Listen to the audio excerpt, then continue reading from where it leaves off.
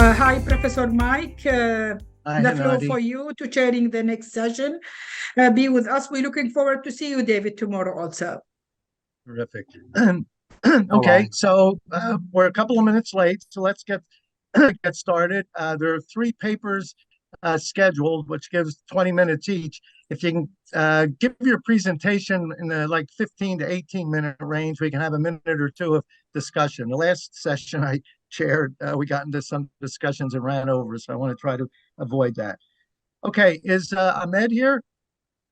The sessions, it's will be participate Dr. Amina and Trent, because the other guy, it's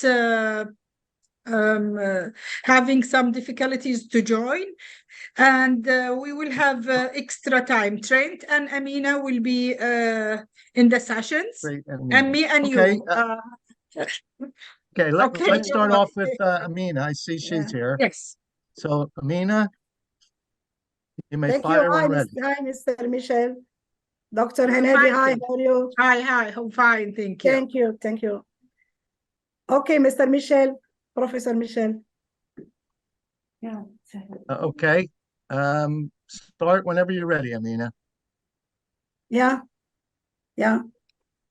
First, great thanks for Mrs. Hanadi, Dr. Hanadi, and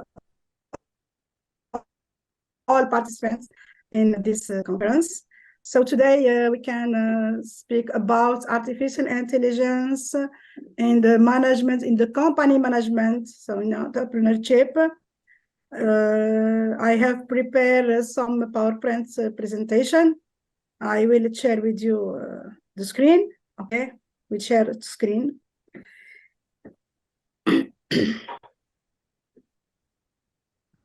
It's clear.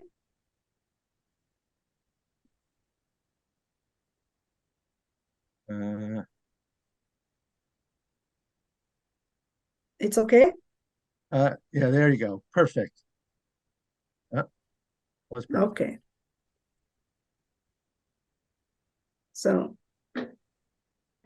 we'll discuss about artificial intelligence in entrepreneurship. So for company management, I can introduce myself as a Dr. Amina bin Hammou, General Manager of Sundus Energy Company in renewable energy, energy efficiency, and I'm professor researcher in university from Algeria. Okay. So we have different artificial intelligence in company management. We can treat weak artificial intelligence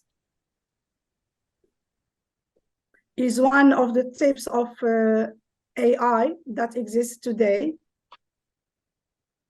It is also known as maalel AI. If the task at that weak AI can accomplish, controlled by very complex algorithm. Just a minute. Yeah. And neural networks. Okay.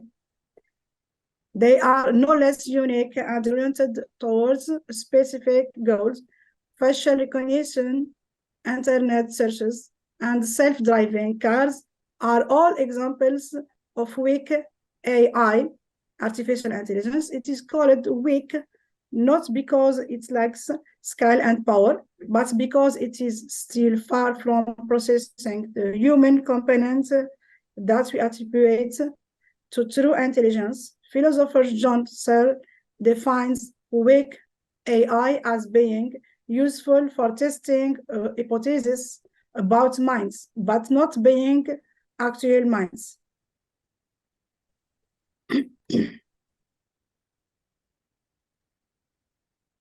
Excuse me, Dr. Amina, we didn't see anything.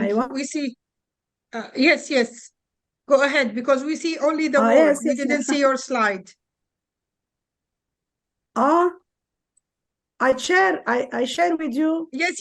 Now it's artificial general intelligence, right? Yes, exactly. Yes. Artificial okay. general intelligence. Yes, okay, we defined that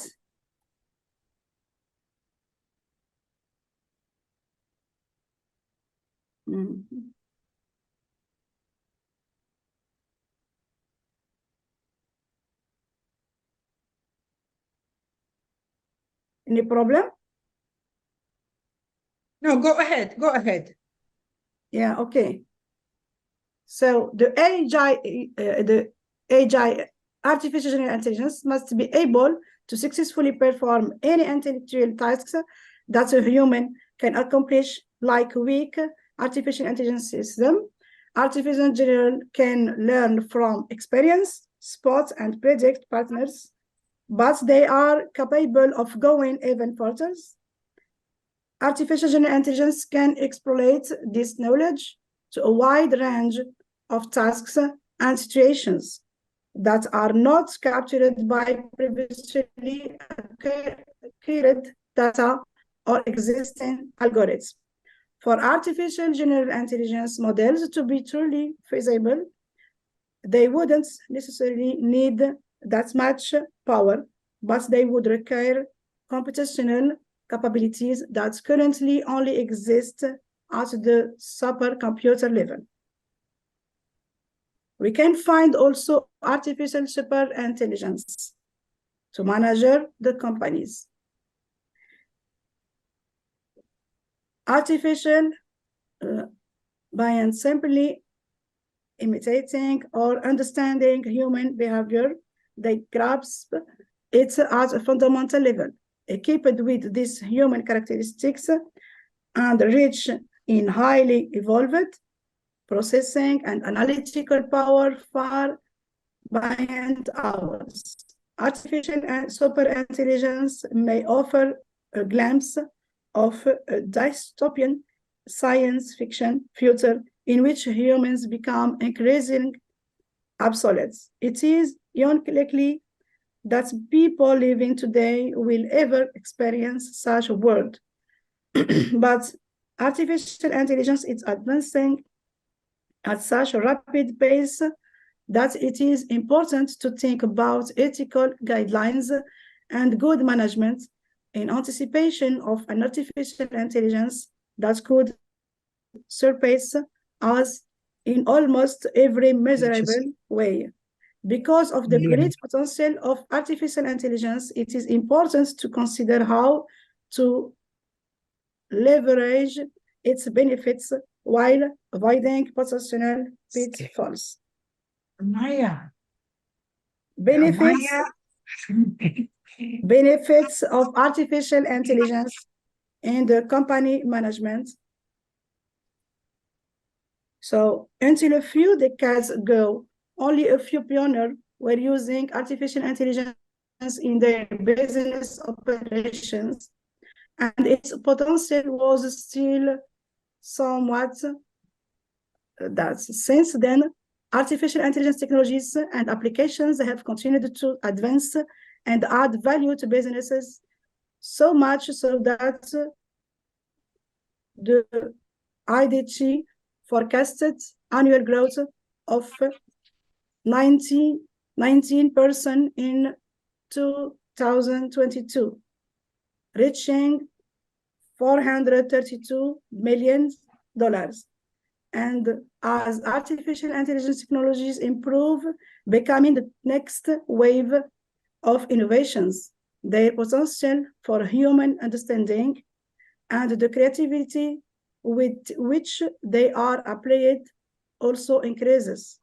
Today, businesses are experiencing an ever-widening range of tangible benefits from artificial intelligence-powered systems, including 5 below.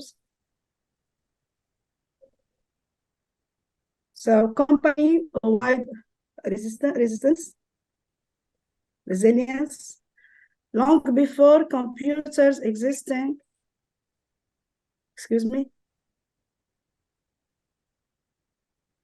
So recognized that of collecting and understanding data about their businesses, their markets, and their customers as data sets have become increasing large and complex. The ability to analyze them accurately and in a timely manner has become increasing difficult. Solution powered by artificial intelligence not only make it possible to manage big data, but also to derive accurately insights from it. Artificial intelligence make it possible to automate complex processes, use resources more efficiently, and better predict and adapt to disruptions and opportunities. We can find also better customer service with artificial intelligence. Artificial intelligence allows businesses to personalize service, offering and interact with their customers in real time. As consumers move from prospect to customer in the modern sales channel, they generate complex and diverse data sets. Artificial intelligence gives businesses systems the power to leverage this data and better serve and engage with their customers. Wise decision making. Good business leaders always strive to make quick and informed decisions. The more important decision, the greater the likelihood that it will have multiple and complex components and interdependencies. Artificial intelligence helps evolve human wisdom and experience through advanced data analysis and actionable insights that enable informed real-time decision. Relevant products and services. Many traditional research and development models were backwards. Analyzing performance and customer feedback data often didn't take place until well after a product or service hit the market. There were also no system to quickly spot potential gaps and opportunities in the market. With artificial intelligence-powered systems, businesses can examine a wide variety of data sets simultaneously and in real time. This allows them to modify existing products and introduce new ones based on the most relevant and up-to-date markets and customer data. Engaged staff. A recent Gallup poll shows that companies with employment report high levels of engagement are up to 21% more profitable on average.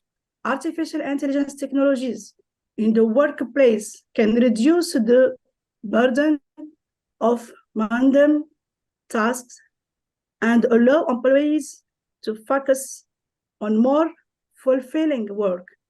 Human resources technologies that use artificial intelligence can also help detect when employees are anxious, tired, or bored by personalized wellness recommendation and helping to prioritize tasks. Artificial intelligence can support employees and help them regain a healthy work-life balance.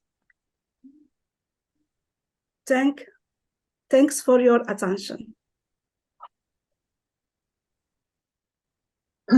Okay, thank you, Amina. It was for the presentation.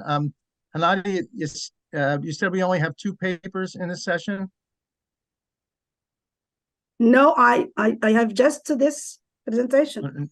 Yes. Thank you so much, Dr. Amina, for your presentation.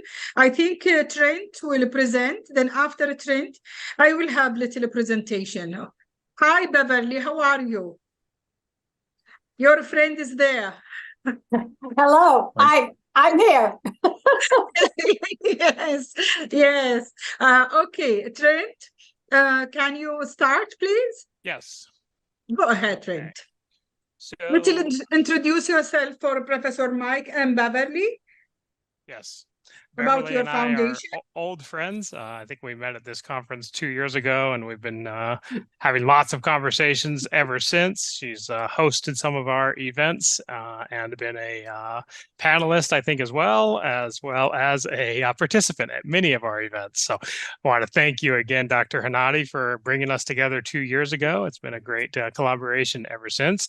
Professor Michael, my name is Trent Simmons. I am the founder of the World Spirit of the Game Foundation, which is an international nonprofit coaching coalition, as well as a think tank, a nonprofit, and an organizer of the Impactful Networks, which are designed to bring together people from specific segments of society to help them individually maximize their positive impact on society, as well as band together for collective action. Because today's topic is on how to better teach entrepreneurship, I am going to bring up one of our concept papers. So this is a bit of a rough draft because we are still in the early stages here, but we have recently been contacted by a few universities in the US that are recognizing the fact that they have students coming to their institution, which in some case know more than the professors about social entrepreneurship and impact entrepreneurships. Or if they don't know more, they do care more than previous generations of students.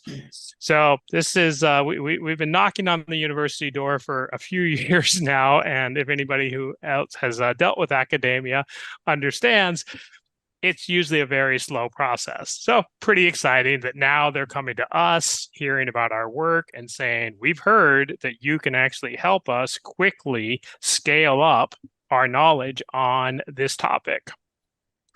So one of the first things that we're introducing is just the concept of an entrepreneurial university. But as I said in the last hour when I was speaking, that's just the first step. So this really needs to go entrepreneurial university, and then the next evolution would be an impact entrepreneurial university.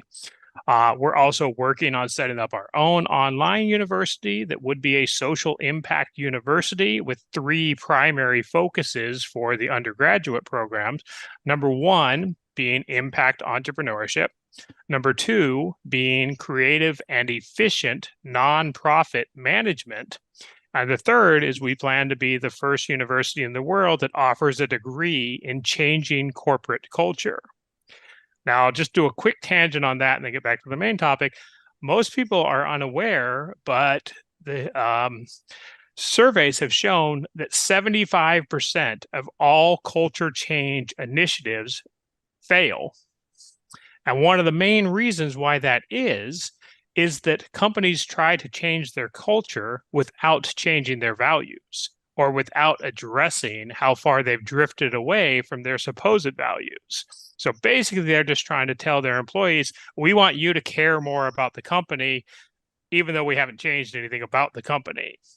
So that's part of our work also, is helping those companies that actually do want to evolve in such a way that social impact is not just an expense. It actually becomes part of the culture. But going back to the concept of an entrepreneurial university, this is one of the tools that we are starting to offer. And it's a very rough draft. We definitely welcome collaboration. So if anybody's reading this is like, hey, I think I could actually help you develop this further and faster, we're very open to that.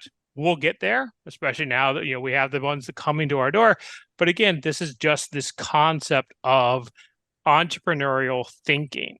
A lot of people kind of think that entrepreneurship, you are or you aren't. They don't recognize that either you think like an entrepreneur or you don't. Even if you're not an entrepreneur, even if you're working for somebody else, you frequently engage in entrepreneurial thinking.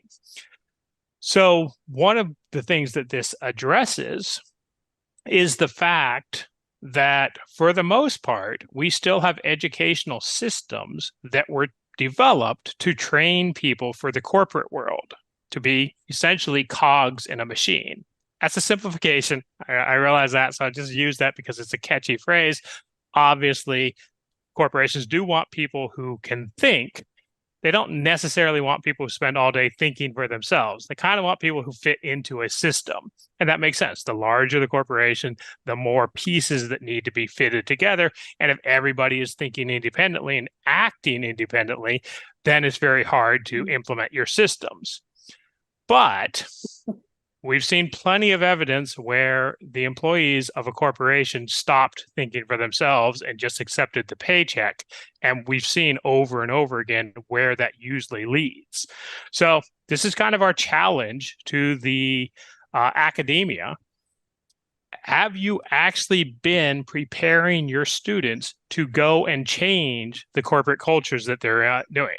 And not change them in, kind of the fluffy ways, but change them to be like, no, we actually do need to have values that are clearly agreed upon, clearly acted upon, and we need to have consequences when we do not follow those values. And the great news is that the younger generations, they're tending to care about this much more than our previous few generations. So a company that embraces this and actually follows through on it is going to be able to attract the top talent, the talent who both knows the most and cares the most. But where are those students going to get those skills? They're going to have to get those skills at institutions that are preparing them for that type of environment, not just, hey, follow the rules here, and the teacher's a dictator, and you have to listen to them no matter what, that type of environment. And guess what? A lot of teachers act that way because that's how their administration acts. Their administration is very much cracking the whip. Here's the hierarchy. I've got to this position and I make the rules now. Because again, it's just reinforced behavior one generation after another. So just as a first starting point, we're like, okay, hey, let's look at this and give each school the ability to do a self-assessment of what percentage of both staff and students are engaged in entrepreneurial activities. So this is really, the very, very basic scale. This is not an ISO ready paper. This is the beginning. This is the introduction of the concept. Level 0. Yeah, I'd say there's really not that many that are at level 0, where less than 10% are engaged. I'd say most institutions probably fall in this range, that level 1, somewhere between 10% and 30% of your students and your staff are actively engaged in entrepreneurial activities and entrepreneurial thinking. There's very, very, very few that are all the way up to level 5, but they're getting there. There are a few out there that people are starting to notice that, and they're starting to see the results. And I think, what we saw from the gentleman from Brazil, he was showing that, yes, if you approach this in a holistic manner, the entire community needs to band together so that we can solve our community problems. You're going to get the universities to participate. Because the thing about universities, very few of them want to go first, but none of them want to be last. So once you break through and kind of get some momentum going, then they will follow along for the most part. There's always going to be resistance because this is change. And a simple fact of the matter is, if you're in power, you do not want change, because change means you either need to work harder to maintain your power, or you're going to get left behind and lose some of that power. So a lot of people who are in positions of power have the mentality, I worked really hard to get here. I don't want to work really hard just to stay here. So they tend to create systems that are designed to resist change so that they don't have to do as much work. So here are a few ways that we've come up with for a university to increase their level. Number one, they can offer more classes in entrepreneurial thinking. And again, this is a skill set that is applicable no matter where you go to work. Less applicable in the corporate world than in the entrepreneurial world, yes. Even less applicable in many cases in government or academia, but still applicable. Because what does entrepreneurial thinking really mean? I'll cover that in just a second. So also upskilling or developing classes to upskill existing entrepreneurs. That right there is something that most institutions, they already do. But they maybe are not as reactive to the market as they could be. And I'll offer our current day example, ChatGPT and generative AI really splashed onto the scene about 11 months ago. How many universities in the world are offering classes on ChatGPT? A lot of them started offering them in the fall.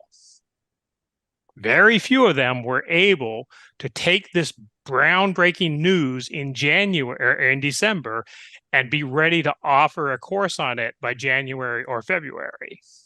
But that's what an entrepreneurial university would do, because it would be designed to do that. And that February class, it would not be world-class based on 3 years of productivity and committee meetings and developing it. So you had like this amazing product. But guess what? Almost any type of decent class in February would have been way more beneficial to the average entrepreneur than a great class in September. And both of those would still be far, far superior to an amazing class next September, because that's about how long it usually takes universities to develop their classes, 3 years. And yeah, there's a reason for that. They don't want to put anything bad out there. They want to maintain their reputation. They want to have a good product for everything they put out there. But the simple fact is, in certain situations, the market moves way too fast for 3 years to be a useful timeline. So the next thing, offer more degrees in entrepreneurial thinking. Again, how to change corporate culture, that falls within entrepreneurial thinking, because you're looking at change as something beneficial, not as something to be avoided. So offer some credit for pre-existing entrepreneurial experience. It's kind of crazy that somebody that might have run a business successfully for 10 years that wants to go get a college degree has to go and start at the bottom, has to take all those classes the same as an 18-year-old with 0 work experience. Just give them the option to take the test on the knowledge without taking the class. Again, most universities, they're not going to do that, because if you don't take the class, you don't pay the tuition. But entrepreneurial universities are not set up as their primary goal to make money. Of course, there will evolve some that are like that, and they're going to be good, and they're going to be better because they're going to attract better talent, type of thing. Somewhat, the whole field of education is changing very rapidly. I'm not going to get into all of those details, but again, deliberately engage the local entrepreneurial community as to what type of degree requirements should be. Don't only rely on the academic experts. And again, anybody looking to implement this, you have to understand from the beginning, you're probably also going to need to push back against accreditation agencies who want to just keep things the old way, because they're the exact same. Revising standards takes a lot more work than maintaining the old standards. And it usually doesn't come with any more pay. Staffing. Hire more entrepreneurs as your lecturers and guest lecturers. Hire your entrepreneurs as your teaching assistants or trade tuition. Attract the experts who are going to be appealing to existing entrepreneurs. Now, I'll just give an example of one vision for what a class might look like at a truly entrepreneurial university. And again, I'm going to go back to ChatGPT. That, let's say there was an institution like this, and in February, they had went out there and they found somebody locally who had some expertise in AI. They weren't a world-class expert, because at that point in time, there weren't that many scattered around. There's a lot more now experts than there were 11 months ago. But they went out and they found the best they could find in their community, even if that person didn't have teaching experience, Because again, they're going to be working with entrepreneurs who aren't learning the same way that much younger students would. But they're also working with students. So they started out. And imagine each entrepreneur gets paired up with a student. And the entrepreneur is explaining to the student why they're in the class, what they're actually trying to learn, what the business problem is they're trying to solve. And the student gets to help the entrepreneur learn that and do that. So it's basically like an internship, but within the classroom, because the entrepreneur is coming to learn from the expert. So at this point, really, you've turned the institution from something that was designed to evaluate all of the knowledge and decide what needed to be passed on, to rather just an institution that matchmakes customers, the entrepreneurs and the students, with the skills that they are looking for.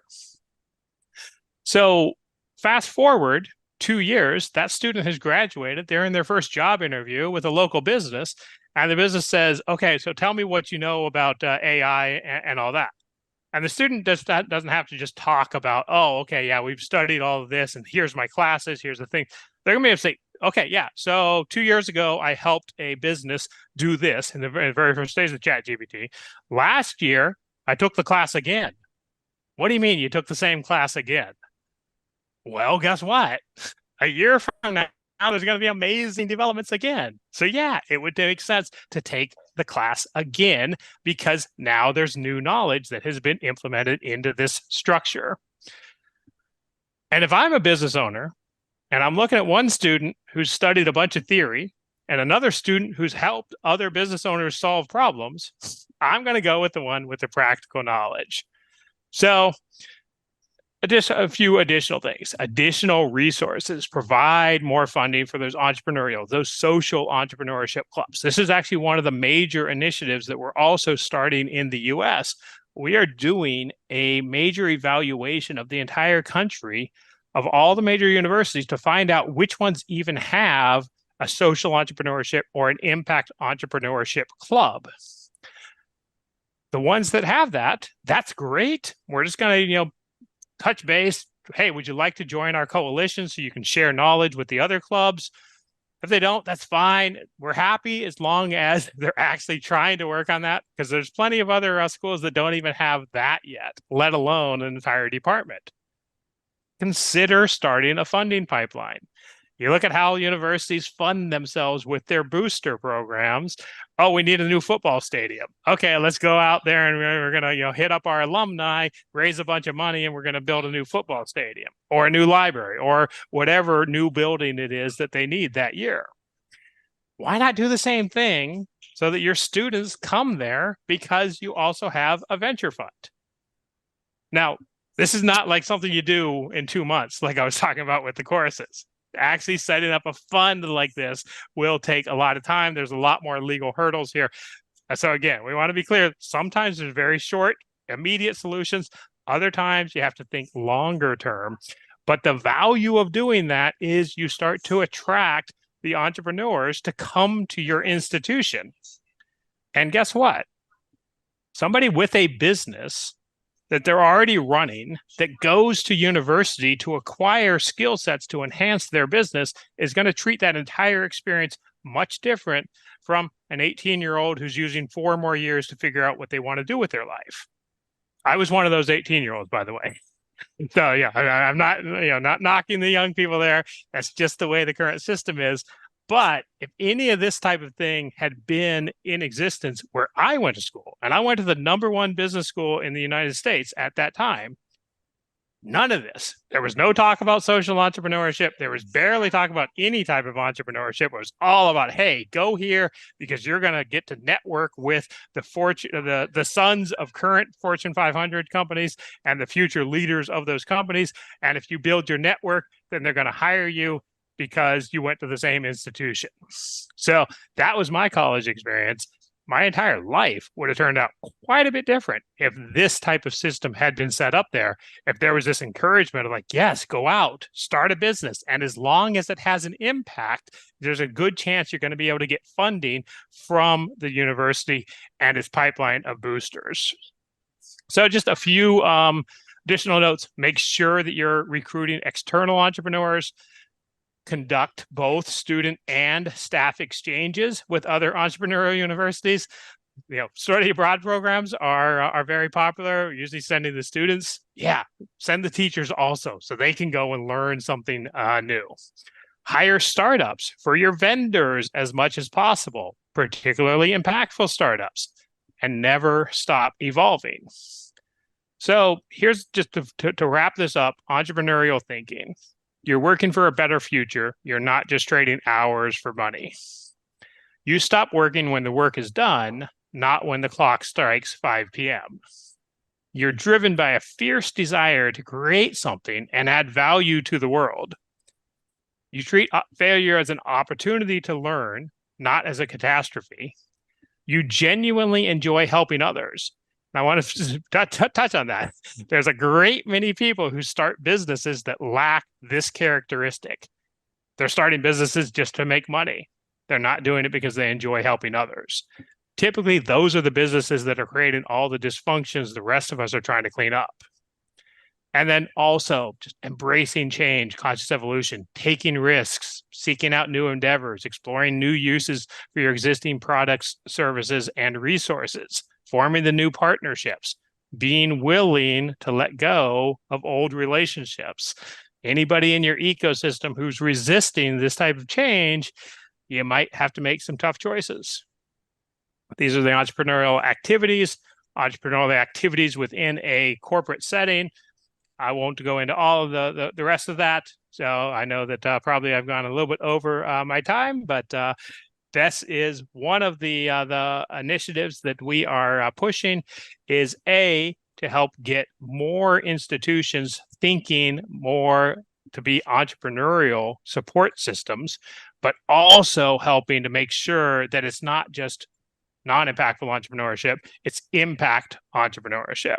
I have a few more notes specifically about Africa, but I'll save those for the Q&A. Thank you very much. Very interesting, Trent. I can see from what you've said here that academia will resist much of what you're saying here simply because it's the way academia is. A couple of things,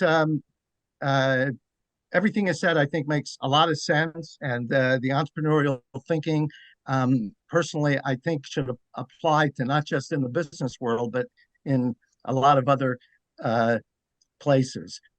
One thing that you said, a course developed presented in February that's so-so is better than a better course presented in September. And that's even better than an amazing course presented in the following January. Academia is not going to accept that. So before they come up with a course, they want to make sure that they've covered all the bases and the course has value and is not hasn't rushed into anything without thoroughly examining. So academia would take exactly the other view. They'd rather have an amazing course a year and a half from now than a good course a year from now, and that's even better than a course 3 months from now. So I certainly understand your point. And that's exactly why entrepreneurs are not flocking to their local university to sign up for the AI course. They're going online. They're finding anybody who knows what they're talking about somewhere in an online webinar like that, and they're giving those people their business. They're hiring those experts rather than supporting their local institution, because their local institution is taking the slow is better than hasty approach.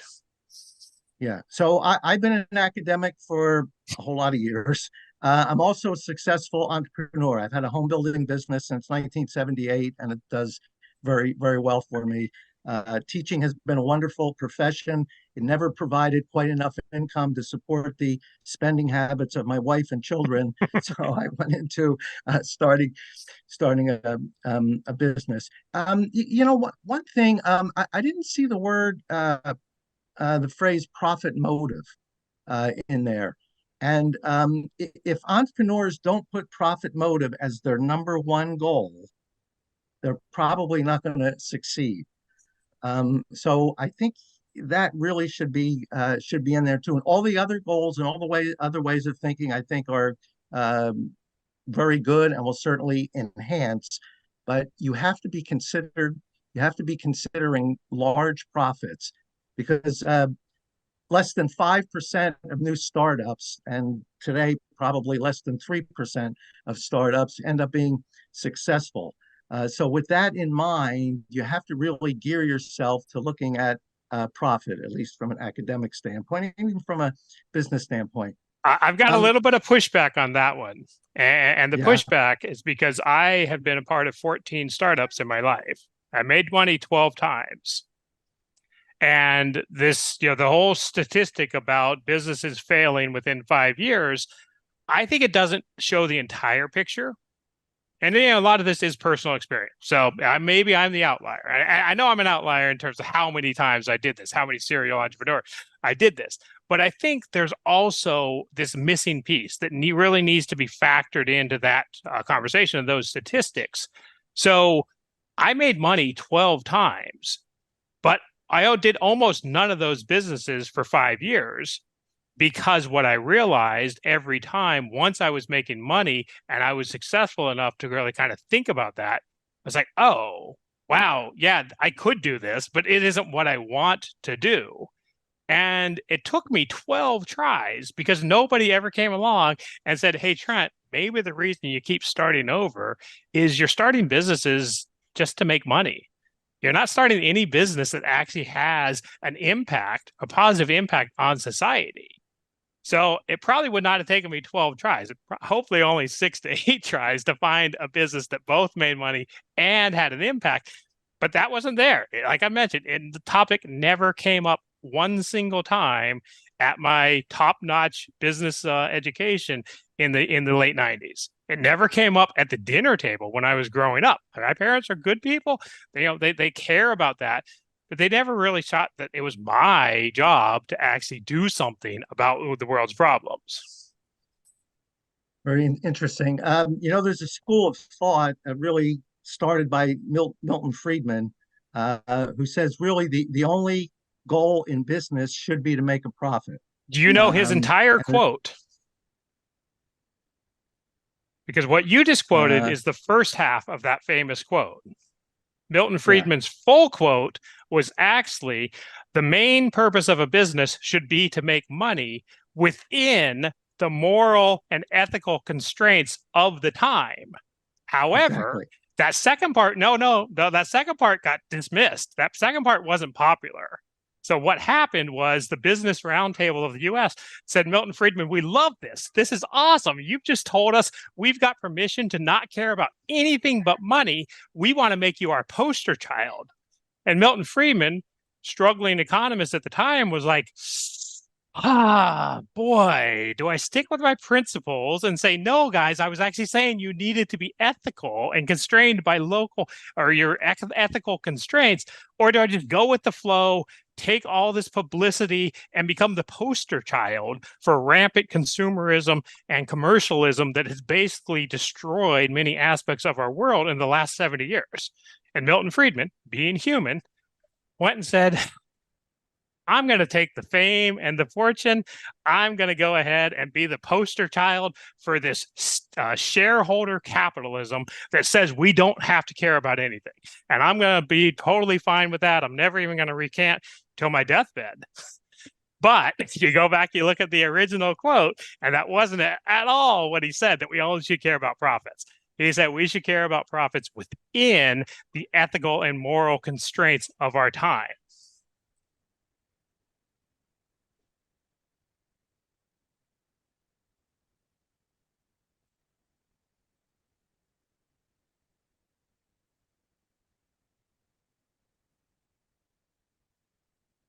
Dr. Hanadi, it seems that we have lost our moderator. Yes, hi.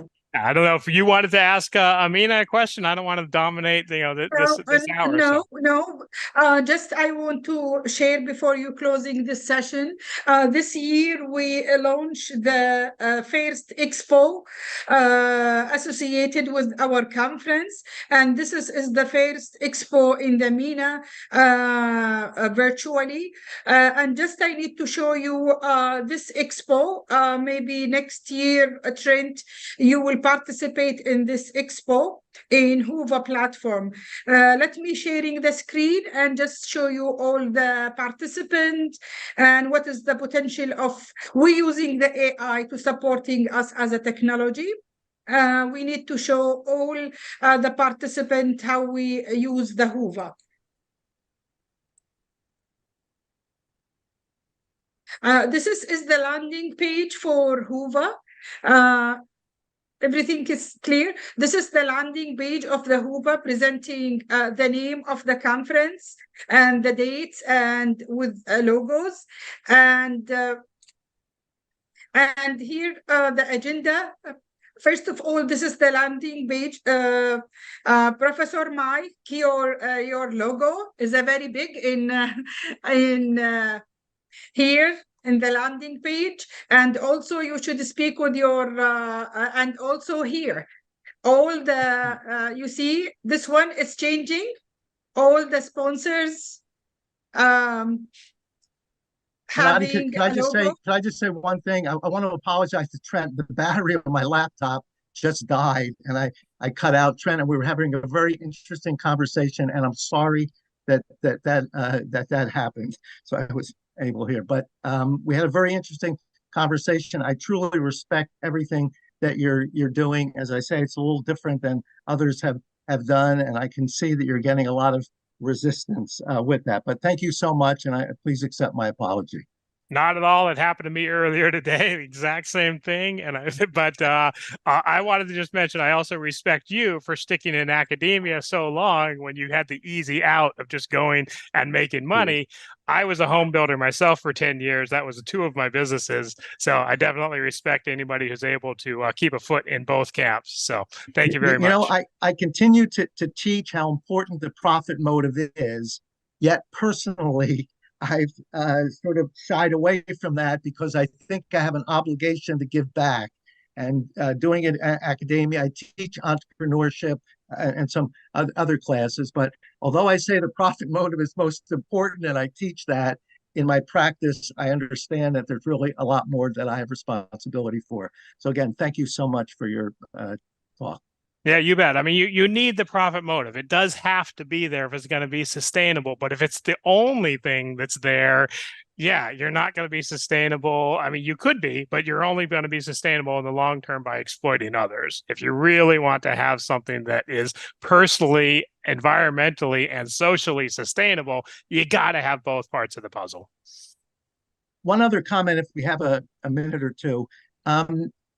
And a true entrepreneur or someone with the entrepreneurial thinking is going to have, I think, a difficult time in large corporations. And I had that myself. I worked for FMC Corporation and Ford Motor Company, both Fortune 100. But because I had some of that entrepreneurial thinking, and I kept saying, I see the way you're doing it. Why don't you consider doing this? Because I think it'll make a lot more sense. And I just said, look, you're young, you've not been here, get in line, and it just has to be done. So I think that entrepreneurial thinking really needs to be introduced to the curriculum for students. And when they go to work, wherever they go to work, they need that entrepreneurial spirit and that entrepreneurial thinking. It's just that in large corporations, you're going to be headbutting some of the people that have been there for a long time. Oh yeah, but that's part of the lesson they need to be taught. And this is part of the problem with our millennials. They care a ton, but they expect people to care just because they care. And your employer doesn't care how much you care until they know how much you know. And then, so this is flipping that old saying around, because this is the reality: is if you're replaceable, nobody cares about your opinion. If you're irreplaceable, they have to listen to your opinion. Exactly. And yeah, the entrepreneurial thinking would be like, okay, I'm going to try 15 times to get the initiative passed, because I know going in that's probably how many tries it's going to take. Some people have, oh, I'm an entrepreneurial thinking because I like new ideas, but that's only half of it. The perseverance is the true part of the entrepreneurship.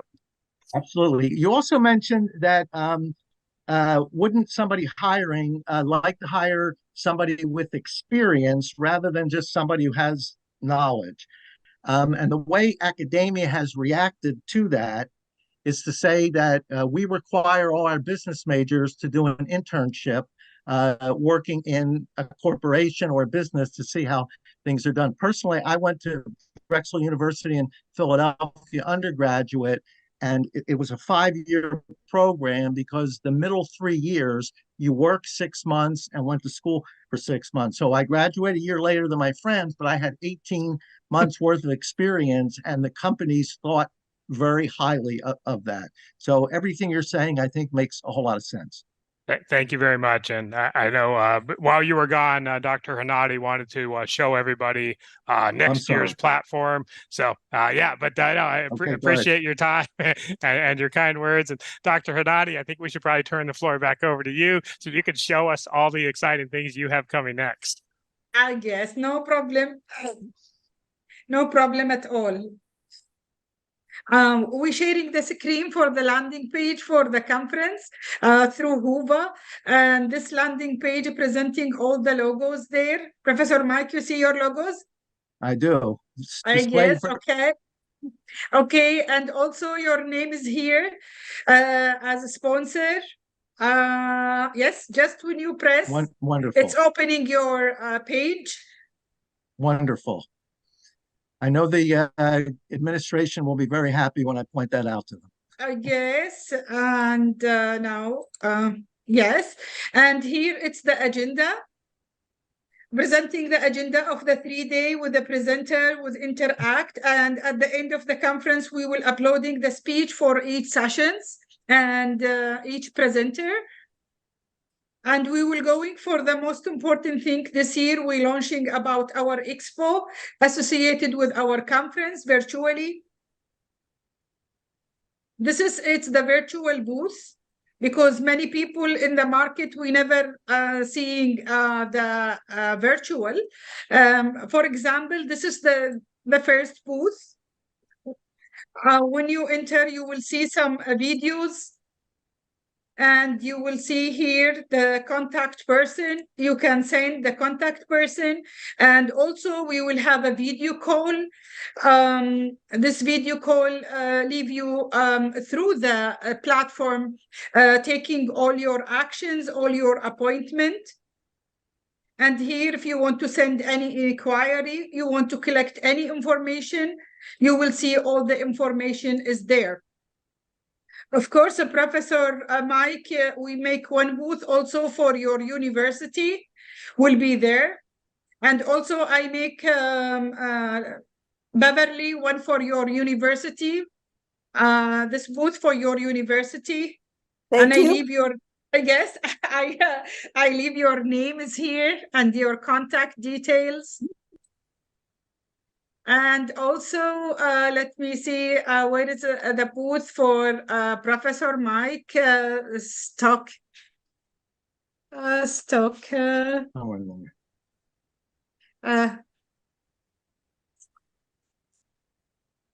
Yes, we make two. Good. Because about this is yours under your name, and we make for your friend another booth with their email. For NAS, yeah, it's 2 booths for your university, and the participant is around 500 participants, depending about the company, startup, media, healthcare, university. We have several university from MENA, and this is the university from Paris, Central Lille. The guys of this university presenting today and yesterday. It was amazing. and many AI companies is participating there. And also I give space for the people who are selling a product. It's a product for some startup from the Gulf. They don't have experiences. Then I teach them about this technology, about the perfumes, and to give them opportunity interact with the international. And here it's also the Global Entrepreneurs Week. We are celebrating every year with the International Day or International Week for the entrepreneurship. We get support from Google's and support from Microsoft. This is IMBA who's participating, and all the booth and all the representative MIT. It's participating this year with us. Phil, I think, Professor Phil, and many is there. If you find any time, you can pass it through and seeing all the also many representatives from the United Nations, and this is the UNIDO. It's participating today morning. And many university. And the other things is we have here our platform allow you also to communicate with the attendee. You will see plenty of attendee who have really a great relationship to networking. It's available there. And we have a special thing for you. We uploading all the photo. There are a gallery for the conference. We're uploading all the photo for the sessions. We do our best to uploading in early stage from yesterday, and today we will try. And many sessions will be there. And also all the we leave also space for the people who prefer to uploading what they like about their product, invention, this guy having invention. And we have a communities for discussion. Some people are presenting some topic and they make community discussions. And we leave this platform open for them. By the way, the exhibitors will be available in our platform for 1 year. So till next conference, it's not gone. And all interact and information will be available for all presenter and all also attendee. And that's it. Just I need to draw your attention about our expo. This is those guy about medical group. They present all their things for their invention from Sweden.